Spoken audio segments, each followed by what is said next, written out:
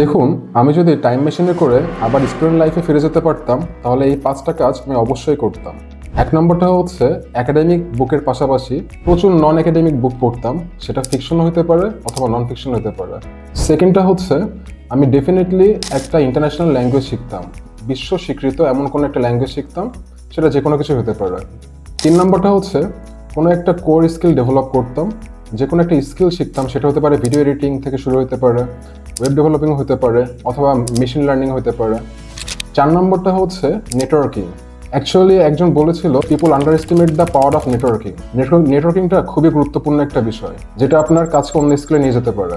5 নম্বরটা হচ্ছে আমি আমার প্যাশন ফলো করতাম এবং ট্রাই করতাম যেন প্যাশনটাকেই প্রফেশন বানানো যায়, কারণ প্যাশন যখন প্রফেশন হয় তখন ম্যাজিক্যাল কিছু হয় আর মানুষের অন্যরকম একটা স্পিরিট কাজ করে, তো ডেভেলপমেন্টটাও সেই লেভেলের হয়। তো আপনি যদি একজন স্টুডেন্ট হয়ে থাকেন তো আপনি চাইলে এই 5টি কাজ ফলো করতে পারেন। ধন্যবাদ।